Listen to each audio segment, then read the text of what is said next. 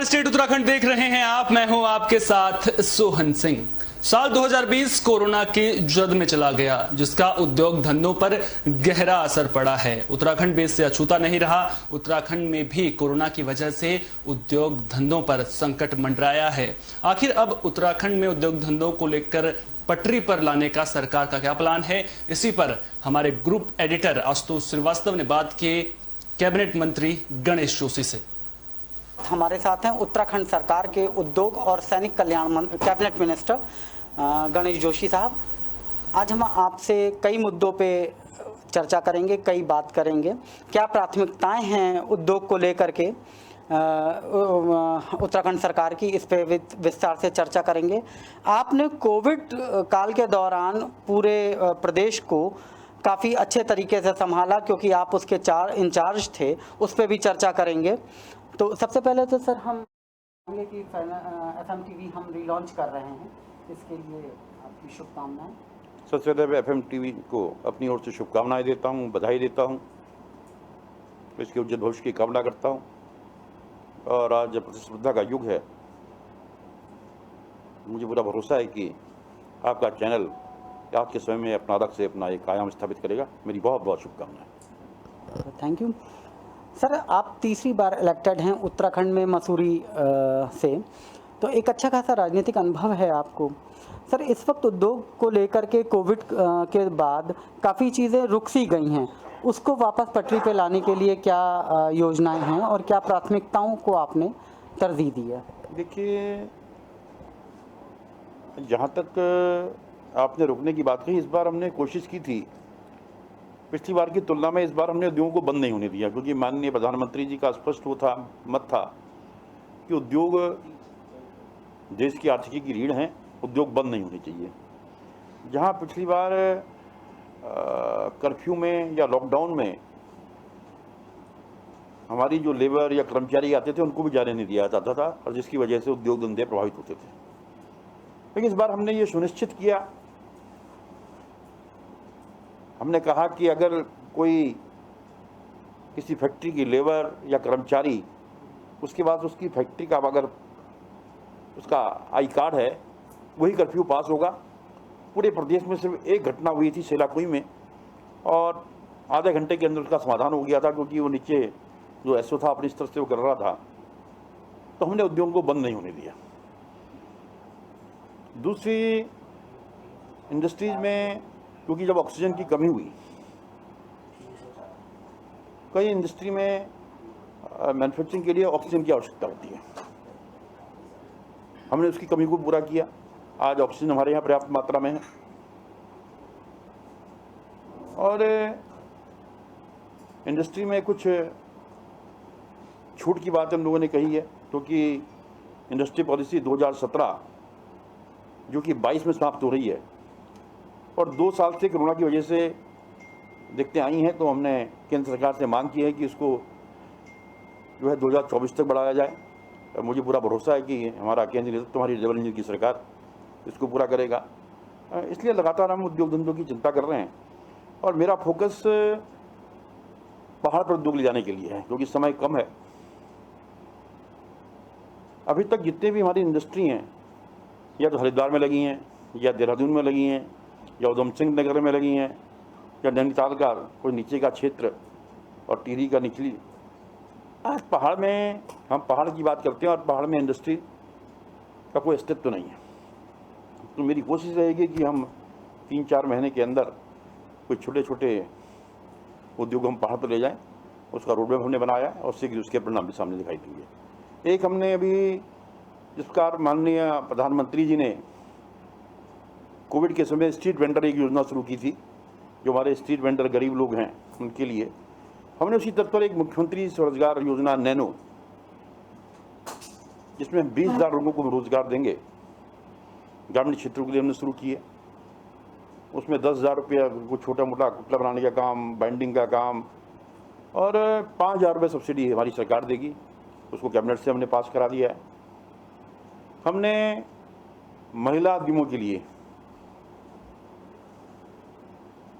एक नीति बनाई है कि अगर कोई महिला उद्यमी काम करना चाहती है, उसी तर्ज पर हम भूतपूर्व सैनिकों के लिए, क्योंकि एक सैनिक जो रिटायर होकर आता है तो उसके पास आय का कोई साधन नहीं होता पेंशन के अलावा, और आज के समय में पेंशन से कुछ नहीं हो पाता।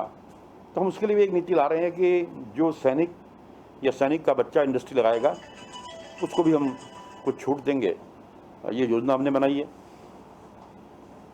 और जहाँ तक आपने कोविड की बात की है,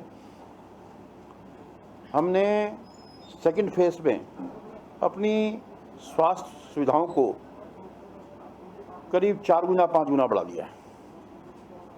उदाहरण के लिए मैं, जैसे माननीय मुख्यमंत्री जी ने इसकी गंभीरता को देखते हुए हर जिले के कोविड मंत्री बनाए, और मुझे उत्तराखंड का जो सबसे सेंसिटिव जिला है राजधानी देहरादून का कोविड मंत्री बनाया।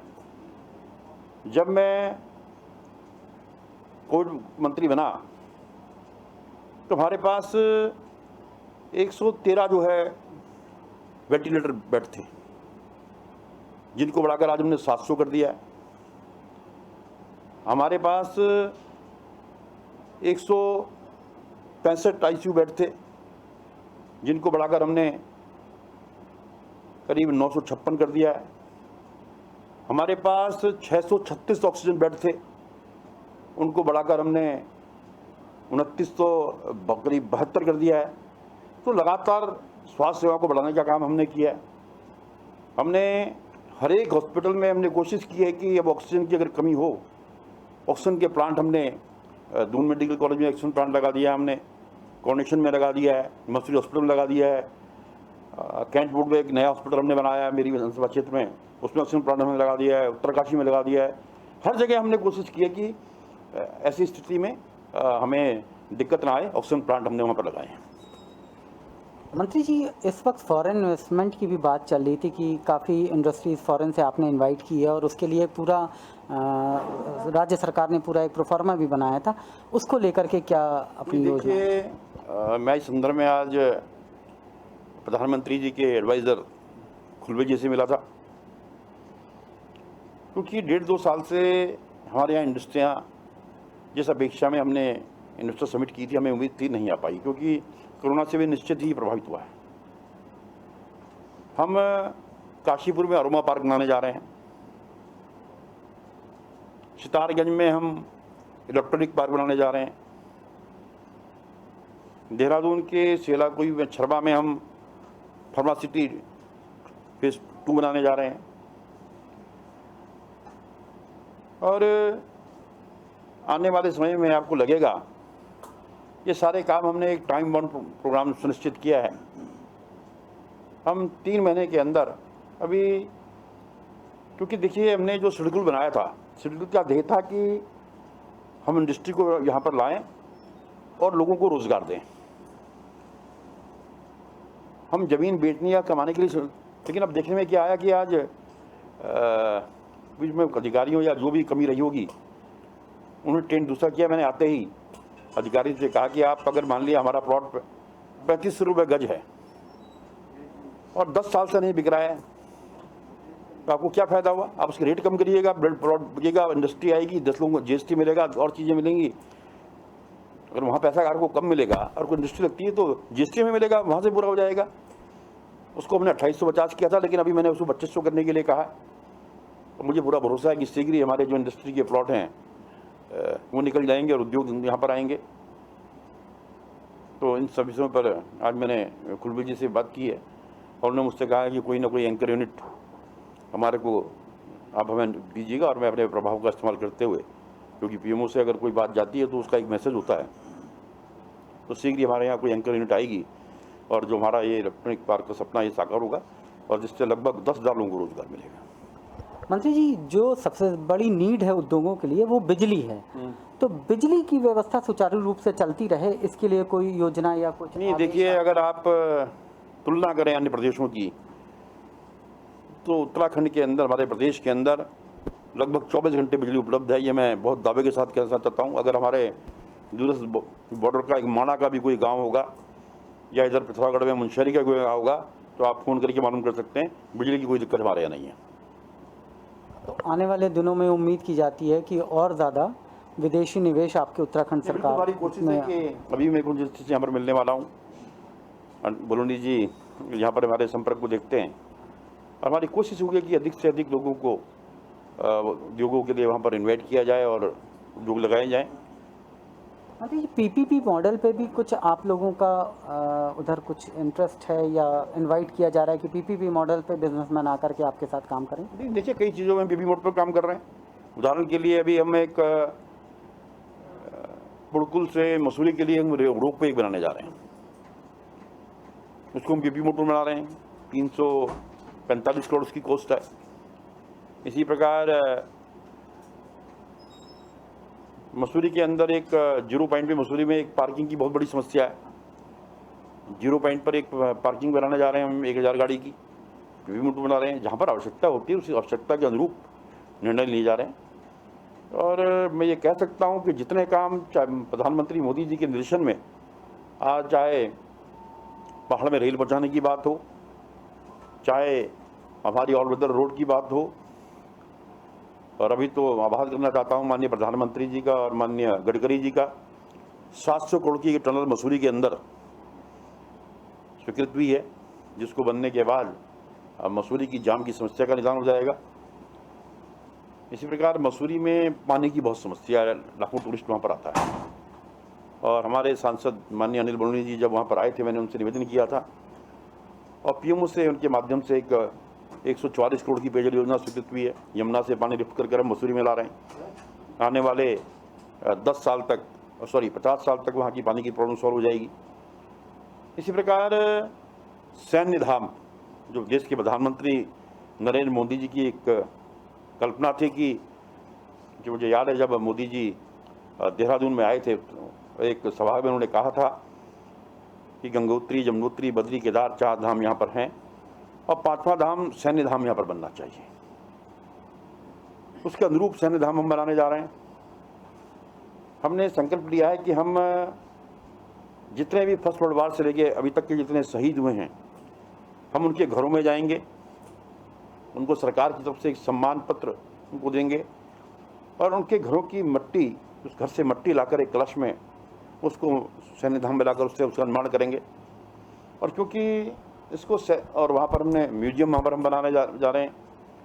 लाइट एंड साउंड शो के माध्यम से हमारी जो वीर गाथाएँ वहाँ पर हम दिखाएंगे, जितने शहीद हैं उनके चित्र, वो उनका विवरण उस पर होगा। और क्योंकि उसको हमने सैन्य धाम का नाम दिया है, हमारी भारत की सेना में 2 अभी मैं जनरल रावत से मिलकर आया हूँ, दिन में CDS से, और अभी मैं पर्सनली उस जगह जा रहा हूँ। नूरानांग में हमारे बाबा जसवंत सिंह का अगर आपने नाम सुना होगा, जिन्होंने अकेले ही 300 चाइनीज सैनिक को मारा था और उनको महावीर चक्र मिला था 1962 में नूरानांग में। इसी प्रकार सिक्किम में बाबा हरभजन सिंह। तो जब हम उसका जो हम मैप बना रहे हैं, दोनों तरफ, एक तरफ बाबा हरभजन सिंह का मंदिर होगा, एक तरफ बाबा जसवंत सिंह का मंदिर होगा। उसके बाद वहाँ पर आगे जितने भी हमारे टैंक्स हैं, वेसल्स हैं, एयरक्राफ्ट हैं, हेलीकॉप्टर हैं, आरटी गन्स हैं, ये वहाँ लगाई जाएंगी। 2 फेज में हम उसको बनाने जा रहे हैं। तो हमारी, क्योंकि उत्तराखंड एक सैनिक बहाली प्रदेश है, देश की सेना का 17.5% की पूर्ति हमारा छोटा सा राज्य करता है। तो देश की सेना में सेवा करने वाला हर 5वां सैनिक हमारे उत्तराखंड से है। और कई विक्टोरिया क्रॉस, अशोक चक्र, महावीर चक्र, परमवीर चक्र भारी मात्रा में हमारे इन वीरों ने लिए हैं। इसलिए इनकी शहादत को नमन के लिए हम इसको बनाने जा रहे हैं। और जिसका एक बहुत अच्छा संदेश हो गया जब आज मैं CDS से मिला और आज मैं मुख्यमंत्री प्रधानमंत्री जी के सलाहकार खुलबई से मिला। उन्होंने मुझे विश्वस्त किया कि अगर उनके स्तर से कोई मदद होगी वो भी हमें मदद करेंगे। मंत्री जी, जो रिटायर हो चुके हैं सैनिक, उनके लिए कुछ विशेष योजनाएं आपने चलाई हुई हैं, तो उनको पुनर्स्थापित के लिए, डेली एक्सट्रीम में लाने के लिए? अभी देखिए, अभी हमने उपनल का स्थापना की थी, जिसमें भूतपूर्व सैनिक और उनके बच्चों को हम रोजगार उसके माध्यम से देते थे। लेकिन कोविड को देखते हुए 2 साल से हमने सबके उसको अलाउ कर दिया है। उसके बाद हम उसको यथावत कर देंगे। और दूसरा, इंडस्ट्री में भी मैंने एक योजना बनाई है कि इंडस्ट्री में भी कोई पूर्व सैनिक या पूर्व सैनिक का बच्चा अगर इंडस्ट्री जाना चाहता है, उसको कुछ इंजेक्शन हम देंगे, इस दिशा में हम काम कर रहे हैं। सर एजुकेशन में भी कुछ उनको लाभ मिलेगा सरकार की तरफ से? पूर्व सैनिक के बच्चे ऑलरेडी उनको मिले, उनके लिए आरक्षण सुरक्षित किया हुआ है, मेडिकल में किया हुआ है, उच्च शिक्षा में किया गया है। और जो बच्चे हमारे IMA, NDA, MBBS की ट्रेनिंग करते हैं, उनको हम कोचिंग क्लास के लिए 50,000 रुपये देते हैं, उसको बढ़ाकर हम 1 लाख करने जा रहे हैं। हमारी जो सेकेंड वर्ल्ड वार की विडोज़ थी, उनकी पेंशन पिछले 60 साल से मात्र 4,000 रुपये थी, उसको बढ़ाकर हमने 8,000 किया, अभी 10,000 उसको हम करने जा रहे हैं। हमने ये भी फैसला किया है कि जो देश की सीमा पर रक्षा करते हुए अगर कोई जवान शहीद होगा, अक्सर देखने में आता है कि जब कोई जवान शहीद होता है तो कुछ दिन तक तो लोग उसके घरों में जाते हैं और जिंदाबाद के नारे लगाते हैं, सूरज चांद रहेगा तेरा नाम का नारे लगाते हैं, और उसके बाद लोग उनको भूल जाते हैं। हमारी सरकार ने ये सुनिश्चित किया है कि देश की सीमा पर रक्षा करते हुए आर्मी का हो, पैरामिलिट्री फोर्स का हो, BSF का हो, किसी भी कोई जवान, ITBP का हो, अगर कोई जवान शहीद होता है, उसके परिवार को, एक व्यक्ति को उसकी योग्यता के अनुरूप नौकरी देने का काम भारतीय जनता पार्टी की सरकार करेगी, पुष्कर धामी की सरकार करेगी। ये निर्णय हमने लिया। और ये थर्ड वेव की बात की जा रही है कोरोना को लेकर के, इसको लेकर के क्या तैयारियां हैं आपकी, और अभी तक का क्या प्रतिशत रहा है वैक्सीनेशंस का? देखिए, जहाँ तक आप वैक्सीनेशन की बात करें, आज हमारे प्रदेश की आबादी लगभग 1 करोड़ के अंदर, और लगभग 25 लाख से अधिक लोगों को हम टीका लगा चुके हैं। और मैं आभार व्यक्त करना चाहता हूं देश के प्रधानमंत्री नरेंद्र मोदी जी का, उन्होंने फ्री वैक्सीनेशन पूरे देश के लिए किया है। पहले हमने जो हमारे बुजुर्ग थे, हमारे फ्रंट लाइनर्स थे, डॉक्टर्स थे, उनको किया, उसके बाद 45+ को किया, अब हमारे 18 से 45 तक के नौजवान को हम टीका लगा रहे हैं। और हमारी कोशिश है कि नवंबर से पहले पूरे प्रदेश के अंदर अक्टूबर लास्ट तक हम टीकाकरण कर देंगे, ऐसा संकल्प हमने लिया। हमारे साथ उत्तराखंड सरकार के कैबिनेट मंत्री गणेश जोशी साहब, उद्योग और सैनिक कल्याण मंत्रालय आप वहाँ देखते हैं। कई सैनिक कल्याण को लेकर के योजनाएं उत्तराखंड सरकार की, जो ड्रीम प्रोजेक्ट है प्रधानमंत्री नरेंद्र मोदी जी का, उसको इम्प्लीमेंट करने के लिए योजनाएं लागू की हैं। खास बात यह है कि सिर्फ दिखावा नहीं है, धरातल पे जा करके उस सम्मान को देना सैनिकों को, ये एक बड़ा अहम बात है इस पूरे प्रोजेक्ट की। इसी के साथ साथ कोविड की जो थर्ड लेयर है उसको भी सही रूप से रोकथाम के लिए कई योजनाएं और वैक्सीनेशंस को लेकर के प्रभावी कदम उठाए गए हैं। अब देखना होगा कि उत्तराखंड सरकार आगे आने वाले दिनों में इन दावों पे कितनी खरी उतरती है। उम्मीद करेंगे कि जो बातें मंत्री गणेश जोशी ने इस खास बातचीत में की हैं वो धरातल पर भी देखने को मिलेंगी। उम्मीद करेंगे कि उत्तराखंड में जो उद्योग धंधे हैं वो जल्द पटरी पर लौटेंगे। उम्मीद ये भी करेंगे कि उत्तराखंड में युवाओं को रोजगार मिलेगा, ताकि हमारे युवाओं को रोजगार की तलाश में दूसरे राज्यों के लिए पलायन ना करना पड़े। फिलहाल के लिए खास पेशकश में इतना ही। दीजिए इजाजत, नमस्कार।